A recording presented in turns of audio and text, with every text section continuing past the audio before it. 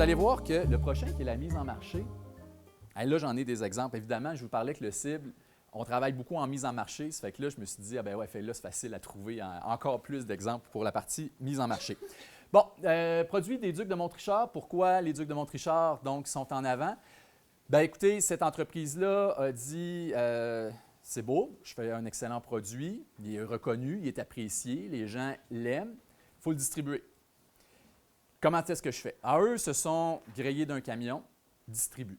Mais bon, remplir un camion avec des petits pots gros comme ça, à toutes les semaines, ça reste quand même un certain défi. Donc, ils ont dit, bien, on va ouvrir le camion. Alors, le camion est ouvert à d'autres producteurs de la région qui sont distribués en même temps. Donc, des produits, généralement, quand les entreprises font ça, ça va être des produits qui vont être complémentaires, évidemment, pour offrir une diversité à l'intérieur de la distribution. Mais je vous dirais que n'importe quel distributeur, de toute façon, a cette stratégie-là. Un distributeur ne veut jamais avoir dans son catalogue 3 ou 4 produits pareils. L'idée, c'est d'avoir un éventail de produits, être capable de faire sortir, dans le fond, l'éventail de produits quand il arrive au point de vente. Donc, même concept quand c'est une entreprise qui le fait. Donc, à l'intérieur même de l'entreprise qui est en transformation, donc dans ce cas-ci, des produits du canard, bien, à l'intérieur de cette entreprise-là, ils ont développé un volet de distribution et il y a plusieurs entreprises de la région qui bénéficient justement de ces camions-là qui vont couvrir la Rive-Sud, qui vont jusqu'à Montréal là, de façon hebdomadaire. Donc, c'est dans la mise en marché un bel exemple. Il y avait la Beurrerie du patrimoine aussi qui faisait ça. Malheureusement, là, avec les dernières nouvelles des dernières semaines, on sait que ça a fermé. Mais il y a des entreprises qui le font et qui… non? Ils font encore la livraison. Ah, OK. Ils font encore la livraison. Bien, ça, je suis heureux de l'apprendre. Bonne nouvelle. Ça veut dire que, dans le fond, ils peuvent encore livrer des produits donc, de la région. Bien, merci beaucoup. J'avoue que moi, je me disais qu'avec la beurrerie qui était fermée, c'était… Ah, génial, génial. Bon, bien, vous voyez, ça continue au moins de ce côté-là pour collaboration. Tant mieux pour les producteurs qui en bénéficient à ce moment-là puis qui peuvent justement là, utiliser ce service-là d'entraide à l'intérieur de la région. Dans les modèles un peu différents, Distribière, peut-être que vous avez déjà entendu parler, et peut-être pas non plus, on les connaît peu. Au niveau de la bière, même concept, la distribution, c'est toujours un enjeu quand on parle des microbrasseries. Comment faire en sorte que les bouteilles vont partir de la brasserie, vont se rendre au point de vente? Il y a plusieurs brasseries du Québec qui se sont mis ensemble pour former une coopérative qui s'appelle Distribière. C'est pour ça qu'on en entend peu parler, sauf si on n'était pas loin de ce domaine-là. J'ai un passé dans la bière. Donc, j'ai un présent aussi dans la bière, mais d'une façon différente. Là.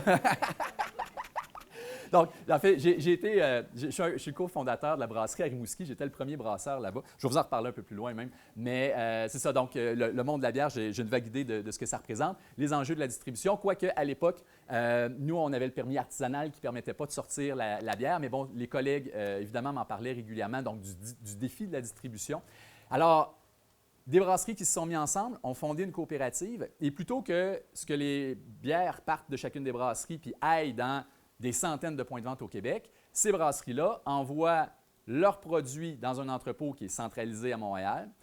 Ensuite de ça, les commandes sont envoyées à Montréal, mises sur des palettes avec les bières, évidemment, d'une panoplie de brasseries et acheminées par camion vers les points de vente. Donc, en mettant ensemble, dans le fond, ces ressources-là, les gens sont capables de se payer des gens pour faire cette gestion-là à l'entrepôt à Montréal. Et à ce moment-là, bien évidemment, ça permet d'ouvrir. Donc ça, c'est un exemple qui est national. Je vous dirais que ce n'est pas un exemple qui est régional, mais ça reste quand même un bel exemple de mise en commun, dans le fond, d'une problématique qui est commune à toutes les brasseries. Mais on dit brasserie, mais c'est commune probablement à toutes les entreprises comme problématique. Toutes les entreprises qui veulent distribuer dans le marché de détail, en tout cas. Et à ce moment-là, bien, il y a moyen de mettre des ressources en commun comme ça et de partir dans ce sens-là. Je sais qu'ils sont partis avec quelques-unes seulement, là, quelque chose comme 4 ou 5. Ça a rapidement augmenté à 8 ou 10 brasseries. Aux dernières nouvelles que j'avais, il avait mis un frein sur l'augmentation du nombre de membres parce qu'à un moment donné, la gestion à l'entrepôt, ça devenait quelque chose. Où est-ce que ça en est aujourd'hui? Là, dernièrement, je n'ai pas eu de nouvelles sur est-ce qu'ils sont restés à 10-12 membres ou est-ce qu'ils ont grossi, mais ça reste que c'était un exemple extrêmement intéressant là, en termes de distribution de ce côté-là. Les marchés publics, évidemment, souvent portés par les producteurs. Donc, un autre bel exemple de mise en commun, en fait, justement d'une volonté de se rapprocher des gens, de commercialiser en circuit court, en circuit de proximité. Donc, marché public, vous connaissez, je ne m'étalerai pas très longtemps là-dessus. C'est un autre bel exemple, je pense, de mise en commun. Je voulais quand même le mentionner. Vente à la ferme. Ça, c'est le fun parce que quand vous avez sur place vos produits que vous vendez, développer une boutique avec les produits des autres qui ne sont pas loin, avec des autres qui sont un petit peu plus loin, mais qui ne sont pas nécessairement sur le chemin de vos visiteurs, des produits qui sont complémentaires. Tantôt, je parlais de produits complémentaires quand il y a un distributeur qui arrive à un point de vente, mais c'est vrai aussi chez vous. Si vous avez une boutique sur place puis que vous avez quelques produits, puis ça n'a pas besoin d'être fancy, là, ça n'a pas besoin d'être des étalages à n'en plus finir, ça peut être sur le bord du comptoir, sur le bord de la caisse, quelques-uns. Vous commencez avec quelques caisses. Je veux dire, au verger familial CR, bel exemple, quand on va là, je veux dire, il y a la caisse, il y a les produits du verger qui sont mis en évidence. Il y a quelques autres produits. Ça complète bien le panier d'épicerie. Est-ce que ça rajoute un achat de 5, de 10, de 20 $ sur la facture moyenne? Peut-être, probablement. Les gens sont contents, ils l'apprécient, ça, c'est certain. Donc, dans ce sens-là, ça vaut la peine d'y penser, puis ça n'a pas besoin d'être compliqué. Puis à quelque part, bien, ça rentre dans le collaboratif. C'est sûr qu'on se rapproche peut-être plus du, comme on disait tantôt, là, du client, vendeur, tout ça, mais à quelque part, c'est aussi d'accepter de mettre en valeur les autres producteurs de la région. Et ça, il y a vraiment quelque chose qui est porteur là-dedans. Quand on regroupe nos forces ensemble, puis encore une fois, bien, on le dit, puis on le dit tout le temps, puis il faut le répéter, je pense, vos plus grands compétiteurs, ce n'est pas votre deuxième voisin puis le deuxième village. Avec l'industrie qui est rendue mondiale, les compétiteurs, c'est les grandes marques, c'est les grands, c'est les géants. Vous rassemblez ensemble, ça ne peut être que gagnant. Même si des fois, de prime abord, on fait comme « Hey, je ne suis pas sûr s'il fait le même produit que moi ou un produit qui est très similaire. » Mais à terme, ce n'est pas lui votre compétiteur le plus grand. Vos compétiteurs réels viennent de l'étranger, puis on le voit avec les partenariats transpacifiques puis avec toutes les autres ententes internationales avec l'Europe et compagnie, ce que ça peut être. Donc, la collaboration au niveau local est extrêmement porteuse et je pense que tout le monde peut en bénéficier. Donc, vendre sur place, c'est une belle façon. Vendre, ce n'est pas nécessairement vendre des produits non plus. Ça peut être vendre en termes de référer votre deuxième voisin.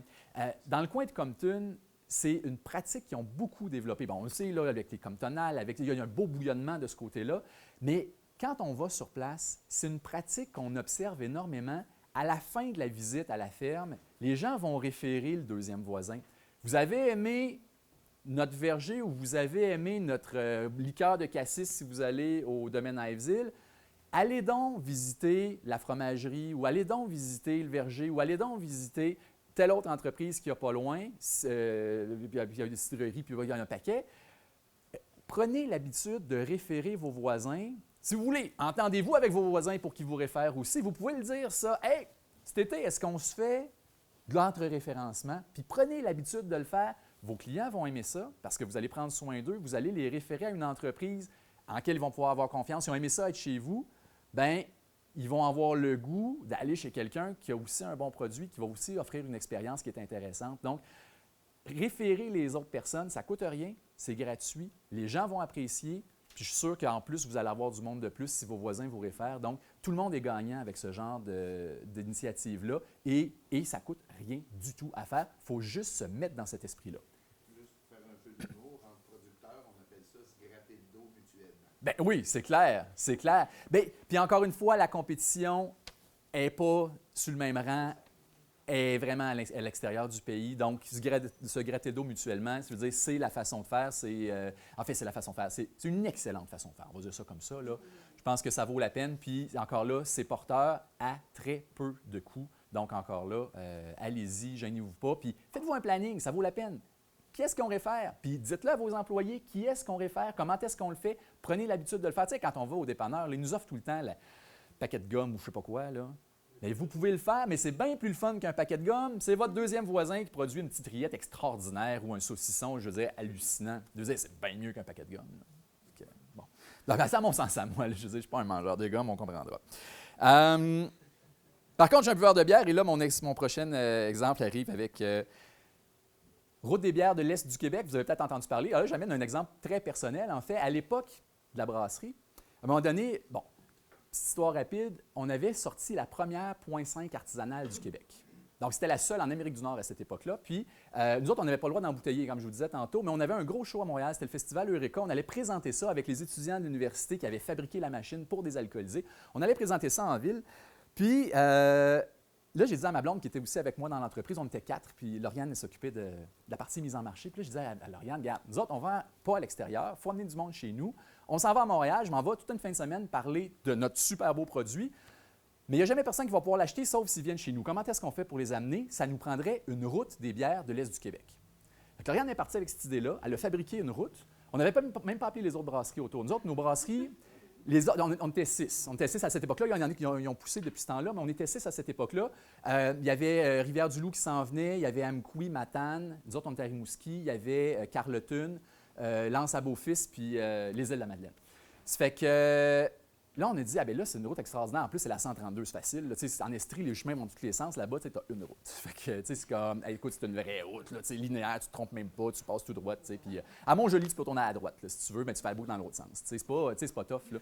Une route. T'sais. Fait qu'on est parti avec ça, on a fabriqué la route, on a appelé toutes les autres brasseries, on a dit, hey, on a une route, vous êtes dessus. Ça vous tente d'embarquer. Ça fait que là, projet où les producteurs se mettent ensemble, il y a eu 0 cent d'investi de fonds publics de quelque sorte que ce soit. On a dit à tout le monde, OK, ça nous coûte 150$, on se met 150$ à 6 ou à 7, là. On fait imprimer ça, on s'est tout plié, on vous envoie, nous autres, on va les compter, là, on met ça dans les boîtes, on vous envoie ça chez vous, puis cet été, on se fait de la référence avec ça. Moi, je suis arrivé à Montréal avec cette belle carte-là, on était capable de donner ça aux clients, et là, les gens qui s'en allaient, s'il nous manquait à Rimouski, parce que Rimouski, ce n'est pas nécessairement une destination touristique. Là, ils attrapaient la carte rendue à Matane ou à L'Anse à Beaufils. Là, ils voyaient que, hey, il y a une brasserie à Rimouski sur le chemin du retour. Encore là, c'était une route. Puis nous autres, on était aller puis retour. C'est à 20 ou à 132. Là. S'ils ne nous pognaient pas à l'aller, ils nous pognaient au retour. Merveilleux. T'sais. De toute façon, à Rimouski, les gens couchent peu là-bas, là, une nuit des fois. Là, mais on les voulait pour une bière. Nous autres, tu viens par chez nous, arrête une bière. T'sais. Si tu en prends 2, on va être super content. On va même t'en vendre 3 si tu veux. Mais une, on était super heureux. T'sais. Puis ça, encore là, on s'est regroupés, on était des producteurs ensemble. Je vous dirais, c'est une initiative qui ressemble un peu à la route des vins de l'Estrie ici. Donc, des entreprises qui se mettent ensemble pour se faire de la visibilité. Donc, encore là, ça peut se faire, ça, entre producteurs. Pas besoin d'attendre que quelqu'un pense à cette grande idée-là dans des organismes comme le Cible ou autres. Vous pouvez vous mettre ensemble. Je veux dire, à un moment donné, il y a une idée qui flash, qui pop, puis c'est comme, hey, on peut aller là-dedans. À quelque part, le circuit Saveurs et Savoir-faire ici aussi, vous avez des producteurs qui se mettent ensemble puis qui disent, regarde, on va travailler ensemble. Là, avec des intervenants, là, évidemment, on a travaillé avec Dominique, bon, tout ça. Puis, mais je veux dire, c'est un circuit qui met en valeur vos produits. Il y a la partie artisanale qui vient compléter. Super intéressant aussi. Donc, de se mettre ensemble, je pense, dans la mise en marché, dans se référencer entre entreprises, il y a vraiment quelque chose là. Je vous avais dit que je parlerais longtemps pour la mise en marché. Hein? Tu sais, quand je pars, là, ce bout-là, je ne suis pas arrêtable. On va être rendu au 3e type. Nouveau produit. Je vous l'avais mis tantôt en diapo d'entrée. Café érable. Super. Est-ce qu'il y en a qui y ont goûté ici? Oui. 1, 2. C'est hallucinant. Si vous avez la chance de goûter à ce produit-là, beurre d'érable au café, comme le nom l'indique. C'est pas comme, tu sais, tantôt, là, on avait une espèce de racfouina. Alors, on ne savait pas trop ce que c'était. Là, ça dit exactement ce que c'est. Intéressant, c'est hallucinant. Une balance entre le côté café avec la petite amertume balancée avec le sucre de l'érable, quelque chose de fou. Les pots vont être vendus à la fin de la journée. J'ai-tu l'air d'aimer ça? Non, mais c'est vraiment bon. Okay, écoutez, café érable, bouquet gourmet qui fait sa torréfaction de café à racines. On connaît ces cafés sous le nom Trésor d'Afrique, a développé cette recette-là de café érable, mais elle n'est pas productrice là, de sirop d'érable, elle ne fait pas de transformation. Elle s'est associée avec l'entreprise Les Sucreries d'Or DL, qui sont à Bon Secours, et c'est les Sucreries d'Or qui sont équipées donc, pour la transformation de l'érable et qui fabriquent ce produit-là, qui est distribué, donc, je vous dirais, conjointement par les deux entreprises après ça. Donc, nouveau produit qui arrive avec un mariage café et érable, vraiment une super belle collaboration. Puis dans ce cas-ci, il y a même du partage d'équipement là, donc, qui vient en ligne de compte. Donc, vraiment des beaux exemples qu'il y a ici. Les beaux exemples de produits, écoutez, Verger CR, on l'a vu tantôt avec Chocolat Van den Eynden. Marc nous parlait de la boîte, ça vaut la peine de la ressortir. Là. Je veux dire, ça, c'est... la boîte est juste ici, elle est merveilleuse, ça. Je veux dire, à l'intérieur de ça, vous avez encore là, ça, là, c'est le mariage entre des produits fins de la région qui est extraordinaire. Parce que là, je veux dire, vous avez le cidre, je m'excuse, pas le cidre, c'est le vin de glace du cep d'argent qui fait partie de ça. Vous avez donc le coulis de pomme qui en fait partie, la liqueur au cassis du domaine à Èvesville. Donc, vraiment, tous les produits qui, pris séparément, sont bons. quand les produits sont mélangés, si vous avez la naissance de petits bijoux, encore là, ça vaut la peine. Planifiez tout de suite vos listes de Noël. Mettez ça dessus. Je veux dire, là, c'est ça c'est les cantons de l'Est, là, tu sais. Puis si vous allez à l'extérieur de la région, amenez ça à ma tante. Je veux dire, non, sérieux, elle va triper, puis elle va venir en plus l'été prochain dans vos entreprises, puis chez votre voisin que vous allez avoir référé.